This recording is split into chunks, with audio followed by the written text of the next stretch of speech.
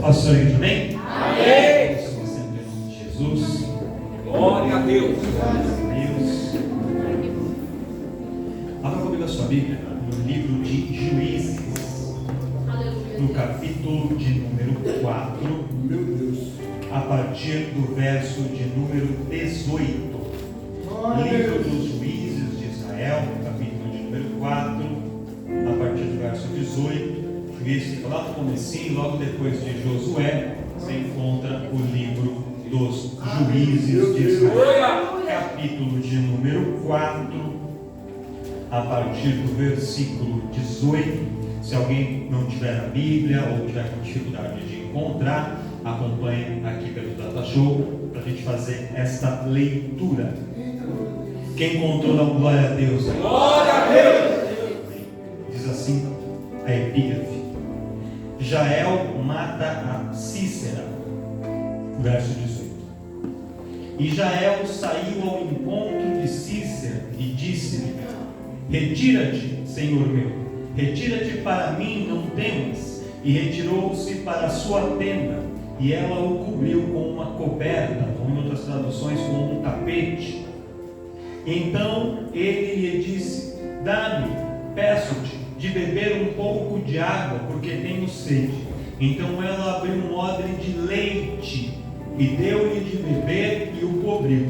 E ele lhe disse: Põe-te à porta da tenda, e há de ser que, se alguém vier e te perguntar e disser: há aqui alguém? Responde tu então: não. Então Jael, mulher de Heber, tomou uma estaca da tenda e lançou mão de um martelo e foi-se mansamente a ele e lhe cravou a estaca na fronte e a pregou na terra, estando ele, porém, carregado de um profundo sono e já cansado, e assim morreu. E eis que, seguindo Baraque a Sísera, Jael lhe saiu ao encontro e disse-lhe: Vem e mostrar-te-ei o homem que buscas. E veio a ela, e eis que Sísera jazia morto e a estaca na fronte. E assim Deus, naquele dia, sujeitou a Jabim, rei de Canaã, diante dos filhos de Israel, e continuou a mão dos filhos de Israel a lutar e endurecer-se sobre Jabim, rei de Canaã, até que exterminaram a Jabim, rei de Canaã. E você dá um amém. Esse texto é complicado, porque tem uns nomes meio complicados aqui, e a gente vai esclarecer com bastante calma. Eu vou retroceder um pouquinho na história para você entender o que está acontecendo aqui, e depois Deus vai trazer uma mensagem que eu tenho certeza que vai alegrar o coração de você, chegar ao coração dele. Graças a Deus que quem escolhe a palavra não somos nós, quem escolhe a palavra é o Senhor. Porque se fosse eu escolher a palavra aqui hoje, se dependesse de mim, eu ia pregar sobre Lázaro, para ver se vocês ressuscitam. Vocês estão vendo? Essa aqui eu ia pregar. Mas depois eu vou outra coisa. Eu creio que, ainda que não pareça, ainda existe vida aí. Tem vida aí? Tem vida aí? Tem vida aí? Então dá uma glória a Deus aí. Dá uma salva de palmas aí, sabe? Aplauda ao Senhor, aleluia.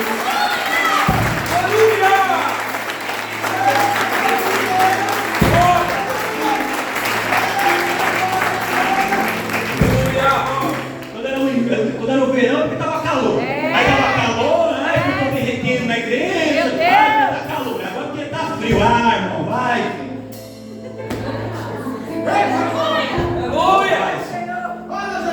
Presta atenção. O livro dos Juízes, ele se trata sempre de juízo. Ele pode ser introdução, mas é necessário. O livro de Juízes, ele é um período trágico da história de Israel. Um período em que o povo de Israel mostra uma oscilação de comportamento espiritual, e essa oscilação espiritual se reflete em todas as áreas da vida. O livro de Juízes é uma demonstração para nós de que quando nós, como homens e mulheres de Deus, estamos próximos do Senhor, servindo ao Senhor, fazendo o nosso melhor, nos esforçando para andar com Deus, Deus encaminha as coisas e no final vai dar certo. Pode ser que vai ter uma luta aqui, vai se levantar um inimigo ali, vai ter uma enfermidade, vai ter uma dificuldade, essa porta fecha, mas Deus sempre vai dando escape e as coisas dão certo. Mas quando a gente se afasta de Deus, quando a gente começa a andar por outros caminhos, para fora do caminho do Senhor, tudo que a gente tenta fazer, às vezes começa bem, mas termina. E às vezes começa bem, porque o inimigo usa isso como uma isca, para você pensar, não, estou indo por aqui, está tudo certo, aí faz tempo que eu não vou no culto, mas eu estou fazendo, não está dando problema nenhum, e aí você vai saindo, você vai se afastando, você vai se esfriando, quando você vê, você está tão distante que é difícil voltar. E o livro de Juízes retrata exatamente esses períodos de oscilação do povo de Israel. E aí no começo do capítulo 4, o que a gente vê? A gente vê que antes tinha um juiz chamado Eude, ele tinha tomado ali o poder, ele estava ali no governo, essa não seria a palavra correta, um governo, mas ele estava nas suas funções, nas suas atribuições. E esse juiz Eude foi um homem muito usado por Deus para trazer paz a Israel e para reaproximar Israel da presença do Senhor. Enquanto Eude esteve vivo e estava ali exercendo sua função como juiz, Israel estava firme. Só que quando Eude falece, ao morrer Eude, o povo começa novamente a se afastar e a se desviar dos caminhos do Senhor. E quando o povo começa a se afastar de novo, Deus permite que os cananeus ou os cananitas, liderados por um rei chamado Jabim, esse Jabim, ele começa a oprimir o povo de Israel novamente. E aí começa uma opressão de Jabim, dos cananeus sobre o povo de Israel, e eles vão oprimindo e oprimindo o povo de Israel, e o povo começa a clamar ao Senhor por libertação. E aí o ciclo se repete, sempre que o povo era oprimido, que percebia que estava sendo derrotado, eles clamavam por misericórdia, aí Deus levantava um juiz, e quando Deus levantou um outro juiz, esse juiz sendo um instrumento de Deus, libertava o povo e fazia ali com que o povo tivesse escape da opressão dos seus adversários. E aí neste momento, quando Jabim está oprimindo Israel, Débora era a juíza ali de Israel, era uma mulher profetisa, era uma mulher que, dentre todas as mulheres da Bíblia, e aquele tempo da Bíblia era uma sociedade muito patriarcal, em que as mulheres quase não tinham espaço, que poucas mulheres tinham voz, em que poucas mulheres tinham algum destaque. Débora se destaca. Então ela, como uma mulher, como uma profetisa, era uma mulher muito respeitada, e ela julgava, ela emitia decisões, e ela tinha um cargo muito importante no respeito de toda a nação de Israel. E ali Deus, então, vendo a função de Débora, ele levanta um jovem, um homem chamado Baraque. E este Baraque era um guerreiro muito forte. E Deus fala assim: Baraque, eu quero que você vá e livre o meu povo Israel da opressão dos cananeus. Só que Baraque, ele sentia que ele tinha a força física, ele tinha o poder de um guerreiro, mas lhe faltava talvez sabedoria, e lhe faltava principalmente unção e presença de Deus para uma guerra como aquela. Porque tem guerras que a gente vence só com a força do braço, mas tem guerras que para vencer você precisa ter unção da parte de Deus. Porque todas as guerras são guerras físicas, tem coisa que é espiritual, e coisas espirituais não se vence com a força do braço, não se vence com dinheiro, não se vence com diploma, não se vence com conhecimento humano. As coisas que são espirituais são travadas no reino do Espírito, e para vencer você tem que ter a unção e a presença de Deus para conseguir triunfar.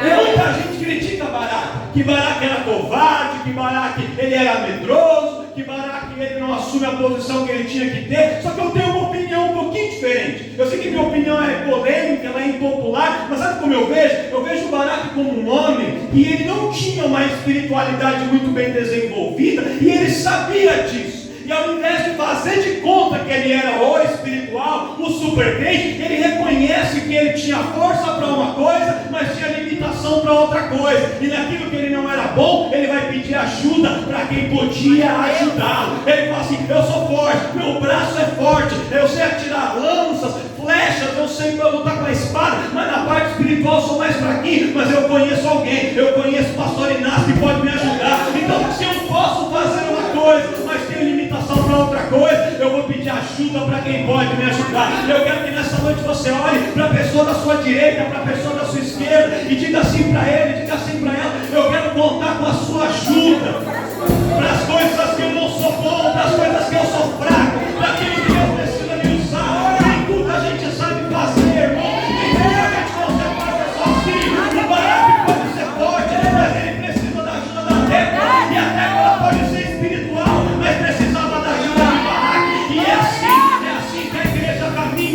assim que o reino de Deus anda, eu dou a mão para o meu irmão, e a gente constrói algo superior.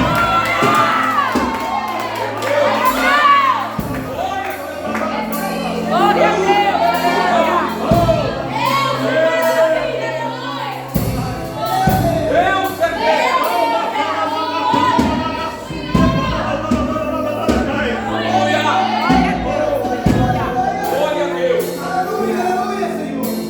Cada um tem um chamado, cada um tem um talento, ninguém é bom em tudo.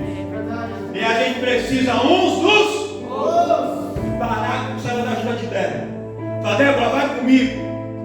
Eu sei que eu devia ter orado mais lá atrás, eu devia ter jejuado mais antes, eu devia ter me preparado, não faz de preparação, eu devia ter me preparado, eu sei, mas o fato é que a guerra está aqui, e agora não dá mais tempo para preparar o que eu devia ter feito antes. Então eu não busquei tanto que eu tinha, porque eu não deveria ter buscado, mas agora a guerra está aqui, e para vencer essa guerra eu preciso da sua ajuda, Deus.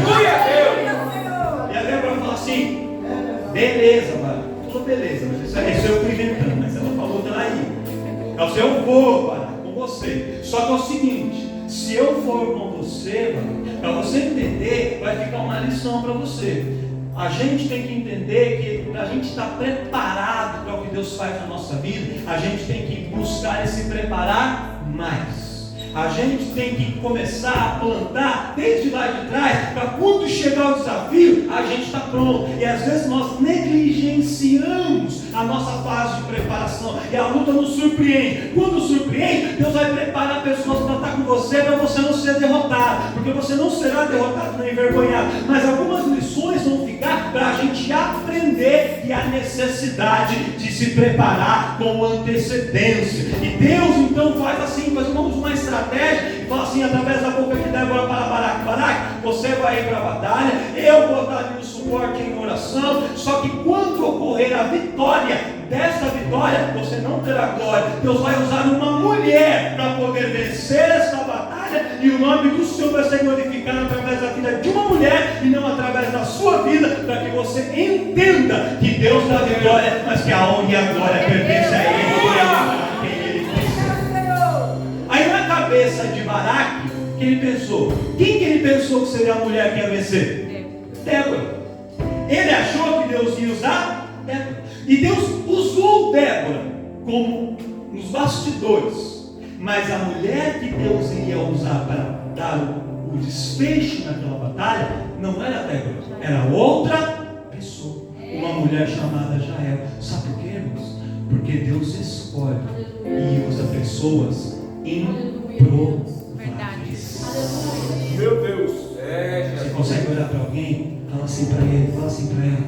Às vezes você acha que Deus vai usar o pastor, Deus vai usar o presbítero, mas aí Deus usa outra pessoa para mostrar que a glória é dele, que o poder é dele, que a honra é dele, que ele faz o que ele quer, da maneira como ele quer. Deus escolhe heróis improváveis. A gente pensa que vai vir dali, Deus vem por outro caminho. A gente pensa que Deus vai usar aquele, ele levanta outro. E Deus faz isso para sempre ratificar, para sempre confirmar que é dele, por ele e para ele, e que ele é quem está no controle de todas as coisas. Glória a Deus. Aí a batalha começa. O Cícera, quem que era o Cícera? Cícera era um homem, tá? A gente pensa que Cícera era nome de mulher, mas não é. E nessa história aqui era um homem. O Cícera, ele era o general dos exércitos cananeus, que liderava os exércitos do rei Jabim. Então Jabim, como rei, ficou lá no seu palácio, e Cícera vai comandando os exércitos para aquela batalha. E Cícera, além de ser um comandante de guerra muito experiente, ele tinha 900 carros de ferro para a batalha, ele tinha os seus cavalos, os seus arqueiros, a sua infantaria, tinha todo o seu exército muito bem estruturado, um plano de guerra. Ele ainda era um homem estrategista. Então o que ele faz? Quando eles descem no Monte Tabor, ele vai contornando nas margens do ribeiro de Gizom. Porque o que era o ribeiro de Gizom? Era um ribeiro que passava ali, que cortava aquela região. E o ribeiro de Gizom, na época das cheias, quando era a época da chuva, ele se ampliava, ele se estendia muito, ele enchia, e as margens dele se alongavam por uma distância muito grande.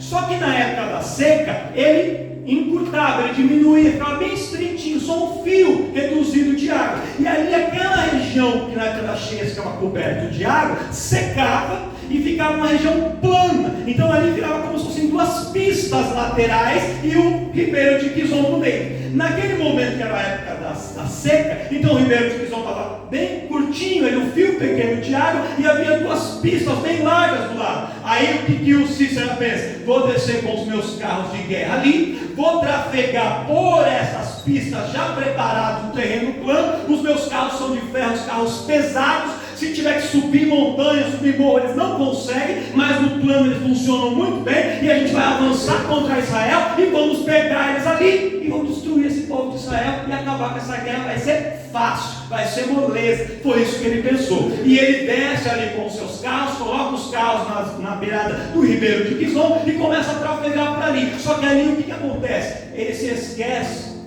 que Deus está no controle de todas as coisas. O plano dele era muito bom, mas o nosso Deus é um Deus perfeito. O inimigo pode criar estratégias maravilhosas para tentar te pegar, te parar, te destruir, mas Deus tem o contra-ataque, Deus tem a defesa, Deus tem o plano, Deus tem a estratégia. E algum inimigo pensa que está indo, Deus já preparou a situação, Deus já preparou a solução. E o que Deus faz? Deus envia uma tempestade. Quando a gente fala de tempestade na Bíblia, tem gente que fala, lá vem a tempestade.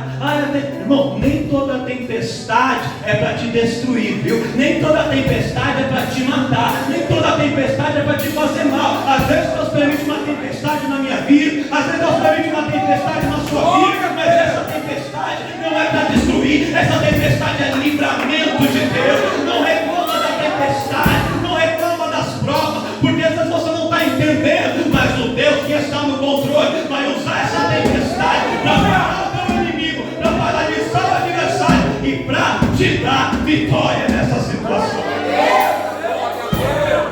Vem a tempestade, o ribeiro de Quizon começa a encher, aquela pista ali sequinha, plana, vira um lamaçal. Os carros de ferro pesado de Cícera começam a atolar na lama, os carros não conseguem avançar e fica aquele exército poderoso, paralisado, travado. O exército estava ali, mas não conseguia atacar. O exército tinha vindo, mas não conseguia batalhar. Eles estavam paralisados. E ali naquele momento, liderados por Baraque vê a mão de Deus agindo e falou assim: agora é o momento de atacar. Baraque então desce para o Jafô, vai ao encontro dos adversários do exército de Cícera, começa a atacar todos os inimigos, vai matando um a um a fio de espada. E ele começa a matar um, vai matando o outro. E ele, Baraque, que era o líder do exército de Israel, procura o líder do exército inimigo, Cícera, para que tivesse um confronto entre os dois. E aquele confronto decidiria a batalha. Era esse o costume da guerra: soldado batalha com soldado e capitão batalha com capitão. E quando os líderes, um derrota o outro, estava decretada a vitória do exército de um exército e a derrota do outro. E aí Baraque começa a procurar a Cícera, só que ele não encontra. Por quê? Porque quando Cícera percebe que os seus carros estão atolados e que a batalha já estava perdida, Cícera,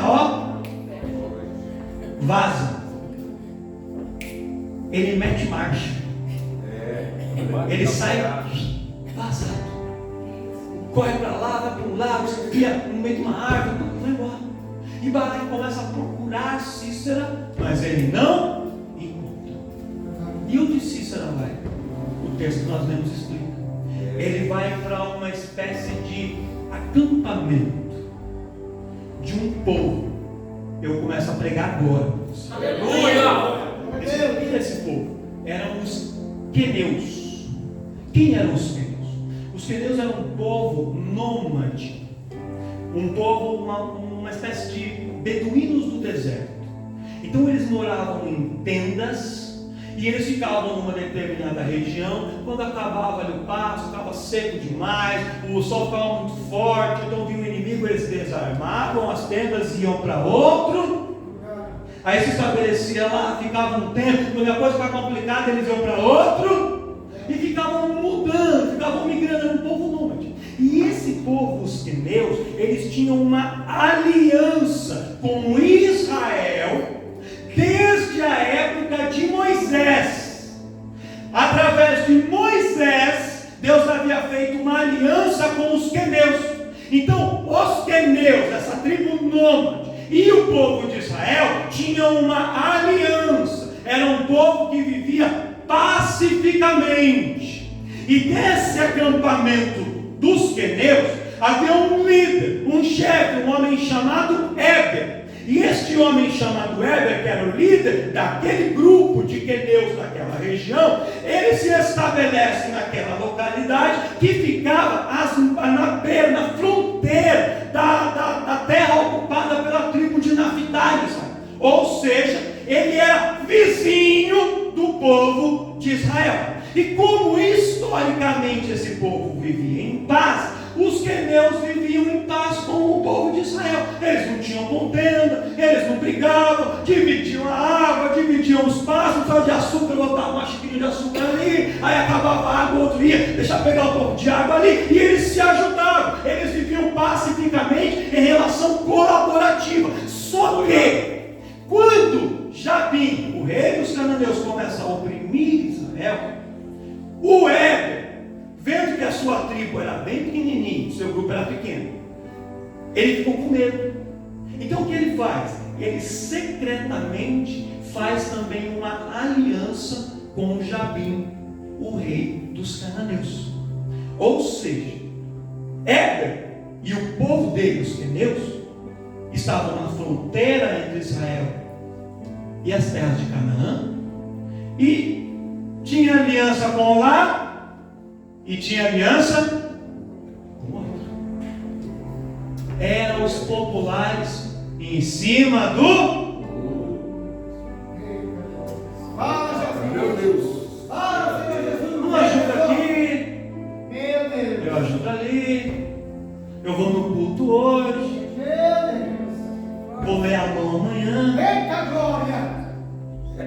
bato o tambor amanhã, Meu Deus. louvo Cassiane hoje, 500 graus por fogo santo poder, e vão levando, porque afinal eu não quero me indispor com ninguém. Vou ficar bem aqui, vou ficar bem ali, sou gente boa para cá, sou gente boa para lá, não vou me posicionar, vou só ficar de boa com todo mundo. Esses eram os queneus. Eles queriam agradar a todo. Olha, pessoal, vamos falar assim: não dá para agradar a todo mundo. Não dá para agradar todos. Não dá. Chegou um momento da tua vida, irmãos, que você tem que tomar uma posição.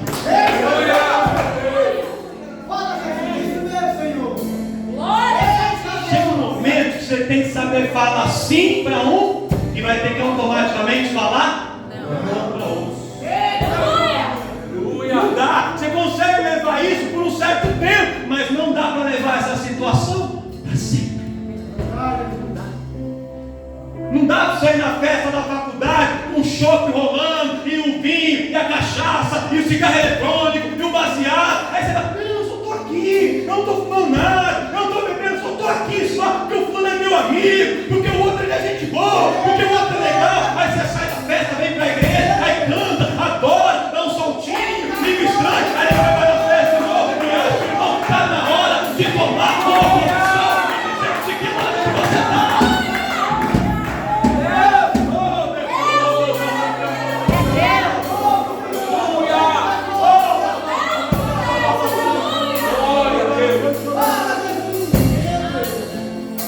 Os queneus queriam lutar em todo lugar, está vendo com todo mundo, mas não dá. Não dá. E aí, quando o Cícera foge da batalha, ele vai buscar refúgio, ele vai buscar abrigo na tenda, na terra daqueles que ele sabia que eram seus amigos, que eram seus parceiros. Só que o cara que estava indo buscar abrigo na tenda dele era inimigo de Israel. E ali, quando o Cícera chega ali nas terras, chega ali no arraial dos queneus, entra em cena não o Éber, mas a mulher chamada Jael. Pensa numa mulher corajosa, irmão. Pensa numa mulher de coragem. Mulher, ó, porreta, né? Já não era queneu, não, era da Paraíba. Forte. Baiana, já. Glória! Era porreta, né? Aí o Israel faz, ela vê o Cícera lá todo enlameado, correndo, com medo. Ó. Cícera, vem aqui para minha tenda. Vem para minha tenda. E aí ela traz ele para a tenda dela. Ele entra. Ela pega uma coberta, um cobertor. Não, sem cobertor não, cobertor bom, né? Esse pesadão, edredomzão bom. Aí ela fala assim, pode deitar aqui. Melhor colchão, toma esse cobertor para você. Aí ele fala, não, antes de deitar, eu estou com muita sede. Me dá um odre de água. Aí ela vai, ela não responde nada. Mas ao invés de dar água, ela abre um odre de leite. E esse leite não é leite que nem a gente toma leite de caixinha, não. Era leite de cabra, fermentado dentro do odre. Falei, galera, vai falei. Aleluia. Deve ter servido também um vatapá, um tempo que o escritor esqueceu de colocar, mas deve ter também. Aí ela oferece aquele leite para ele, aí ele toma o leite, pança cheia, ela pega a coberta, cobra, e fala, pode descansar, aí fica tranquilo. Se alguém perguntar por ele, fica tranquilo, fica sossegado. Não vai dar nem tempo de ninguém perguntar para você. Meu Deus! Só dorme, irmãos. Aí o homem dorme. Quando o homem dorme, ela sai da tenda, vai do lado de fora e arranca uma das estacas que prendiam a tenda. Não é um preguinho. Desce idade. Meu Deus! Essa foi Aí ela pega aquela estaca e o homem dormindo. E ele sabe ver que ela chega de mansinho, só no sapatinho. Posiciona ali a estaca na fronte, aqui na lateral, na cabeça dele, ele dormindo, pega a marreta. Não sei quantas foi, mas na primeira já entrou. Ela faz a estaca penetrar com tanta força que vara a cabeça dele e a estaca se finca na terra. Atravessa. O homem lá, aquela cena linda. Não chamou o IML, o que ela fez? Ela foi atrás de Baraque. E Baraque lá, tem um bobão procurando. Cadê o Cícero? Cadê o Cícero? Jogar pro Google, cadê o Cícero? Mas nós ela falou, Baraque, já é. Você está querendo batalhar, mas essa luta Deus já deu vitória. Você está pensando como vai vencer, mas Deus já venceu, já te entregou, Ele já matou. Aquele que você busca para derrotar, aquele que você procura para batalhar, Deus já exterminou, Deus já matou, Deus já derrotou, e o corpo dele já saiu. Pode vir ver a prova aqui que você não tem mais que batalhar. Deus já entregou o inimigo na sua boca, a vitória já é sua.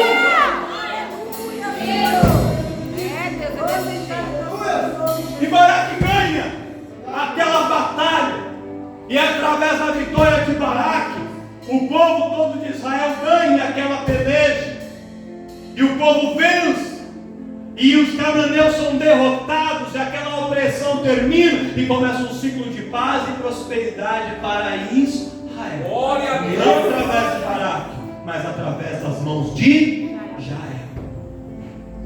Só que essa história, que parece que termina aqui, tem algumas nuances interessantes para nós. Tem algumas revelações. Quem quer ouvir o que Deus quer falar? Eu tenho mais 7 minutos, 6 minutos. Fala, Jesus! A Jael, ela nos ensina muita coisa. Primeiro, os queneus, liderados por Heber, não queriam tomar partido. Só que a Jael, ela não estava na mesma vibe.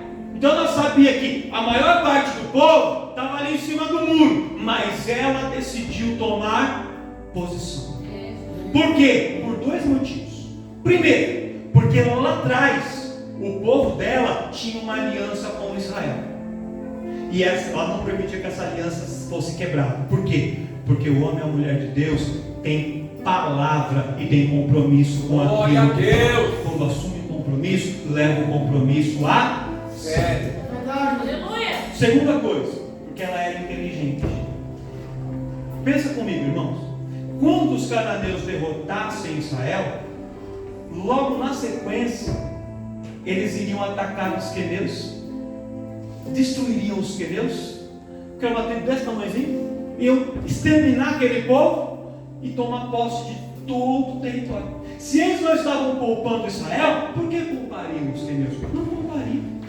O inimigo que hoje está atacando a casa do lado, está atacando a igreja do lado, está atacando a empresa do lado, você fala assim: não tem problema, não é comigo, deixa lá, deixa ele, esse que se vira. Só que aquele inimigo que está atacando lá hoje, amanhã vai se voltar contra você, porque ele vai ganhando força, ele vai ganhando poder, ele vai tomando territórios, ele vai se fortalecendo, e ele vai amanhã se voltar contra você. Então, se você pode hoje, se junta com quem está na batalha, e os dois juntos vão derrotar o inimigo lá, porque você vence a vitória do seu irmão e impede que esse inimigo amanhã se volte para derrotar você, a sua casa, a sua família, o seu ministério, a sua vida profissional. Jael me ensina isso. Outra coisa que eu aprendo com Jael, eu confesso, irmãos, que eu estou nesse texto, eu já me incomodo com essa palavra há um tempo, mas eu não consigo pregar uma palavra enquanto todas as minhas questões não estão respondidas, porque eu não posso pregar uma coisa para vocês que eu não acredite. Eu tenho que entender, eu tenho que acreditar para poder trazer isso com convicção para vocês. E quando eu vi a Jael chamando o Cícera para dentro dela, eu disse: mas como é que pode? É ela que está chamando o homem para dentro. E eu não entendi o porquê. E aí o Espírito do Senhor me falou, levou meu coração. Sabe o que ele disse? Ele falou assim: primeiro, ela não conseguiria enfrentar Cícera no corpo a corpo. Aí se ele tentasse entrar na casa, ela falou assim: não, aqui você não vai entrar, e fosse batalhar com ele, ela perderia. Então ela já foi inteligente de novo. Segunda coisa, ela não pega ele do lado de fora, porque tem batalhas que você não vence do lado de fora, tem batalhas que você vence dentro da sua casa.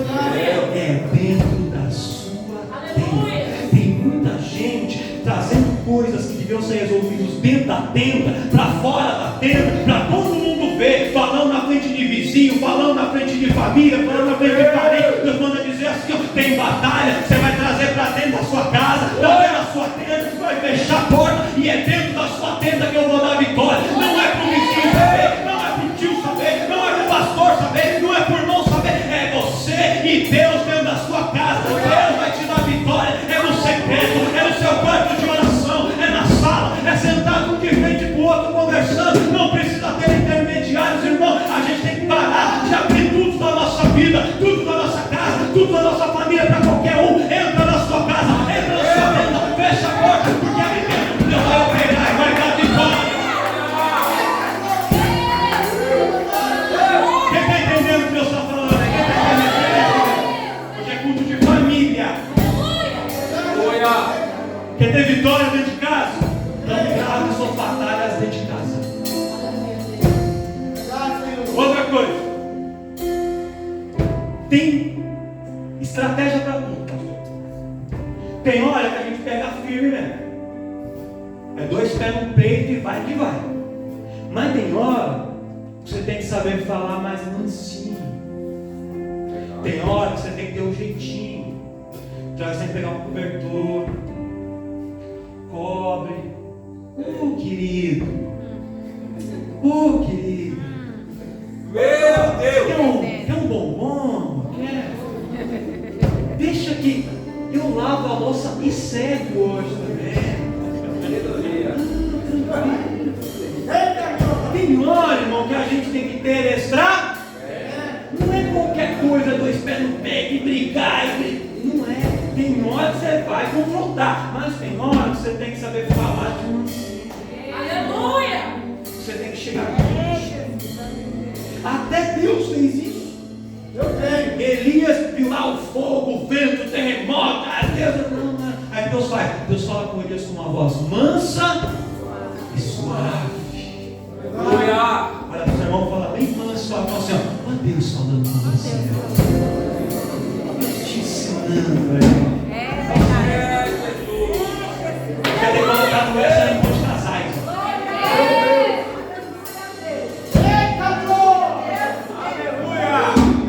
Está acabando já. Oh, aleluia. Aí, ela fala de um jeitinho, falando assim. E por que quando ele pede água, ela não dá água e ela dá leite? Também aqui tem dois motivos. Primeiro motivo, a água era o bem mais precioso em uma região desértica. Uma região de deserto, a água é um item muito raro, muito precioso. E a água, eles tentavam guardar em odres, em potes, mas ela evaporava por causa do calor muito grande. Então o que eles faziam? Era comum eles terem uma questão de cabras, eles faziam um odre com leite de cabras e outro odre com água. Se passasse um dia, vamos imaginar que fosse um morador de rua que passou lá. De rua não, morador de deserto, lá não tem rua, né? Deserto. Só uma pessoa ali pobre na frente e pedisse uma ajuda, eles não davam água, eles davam o leite. Por quê? Porque o leite ele era um alimento mais forte para dar força para a pessoa, alimentava mais, e eles ao mesmo tempo não gastavam a sua reserva de água. Então eles salvavam a reserva de água. Então um dos motivos é que a água era o bem mais precioso. E quando o inimigo entra na sua casa, ele sempre vai tentar roubar, se apropriar, pegar e tomar o que você tem de mais precioso. É as coisas mais preciosas que ele vai atacar. E às vezes faz parte da sua estratégia. Então, assim, eu não vou atacar ele agora. Então até pode tocar em alguma coisa, mas não vai tocar no que eu tenho de mais precioso. Se o meu filho é mais precioso, se a minha esposa é mais precioso, nisso você não vai tocar. O leite representa as coisas materiais, a matéria, o alimento. Ele pode até tocar em uma coisa material, ele pode até tocar em um momento nas coisas carnais, mas naquilo que é precioso, naquilo que é valioso na sua casa e na sua família, o seu adversário não vai tocar, ele não vai tomar, ele não vai pegar, e nem você vai entregar. Não entregue o que você tem de mais precioso na mão do adversário. E a água também é símbolo do Espírito. É símbolo do Espírito. O inimigo quer roubar a sua água. Ele quer tirar a presença de Deus de você. Porque se ele tirar, ele sabe que ele venceu. Mas não entrega. Não entrega a presença de Deus. A luta pode estar grande, a perseguição pode estar grande, mas não deixe ele levar a presença de Deus dentro de você. E eu finalizo para encerrar. Pastor, ela era uma mulher criada, uma tribo nômade. Eles montavam barracas, tendas, moravam por um tempo, saíam para outro lugar, desmontavam e montavam de novo. Quando ocorria a montagem e desmontagem das tendas, esse era um trabalho, era uma tarefa que na maior parte das tribos cabia às mulheres. Então, a Jael tinha experiência em fincar estacas e arrancar estacas, colocar estacas e tirar estacas. Ela tinha um braço forte, irmão, para usar aquele martelo para enfincar as estacas e para puxar e arrancar as estacas. Ela fez isso ao longo de muitos anos, ao longo de muito tempo, e esse processo foi dando para ela força, foi dando para ela uma habilidade, foi dando para ela uma destreza que talvez ela nunca imaginou, mas no momento em que a situação apareceu, o Espírito Santo veio e falou para ela, falou assim: Jael, não precisa de espada, não precisa de faca, lembra, eu já te treinei para usar uma arma, eu já te treinei para esse processo. Às vezes você não sabe, mas a situação que você passa é Deus te treinando e te preparando para algo que você vai usar lá na frente. Ele já te capacitando, Ele está te preparando, e lá na frente, quando chegar o momento, você vai usar a ferramenta que você tem na sua mão. Não vai buscar a ferramenta de outro, não vai pegar a armadura de Saul, vai usar as pedrinhas que você tem, porque são essas pedras que Deus te ensinou a usar. É com aquilo que você tem, é com aquilo que Deus já te treinou, e você vai vencer o seu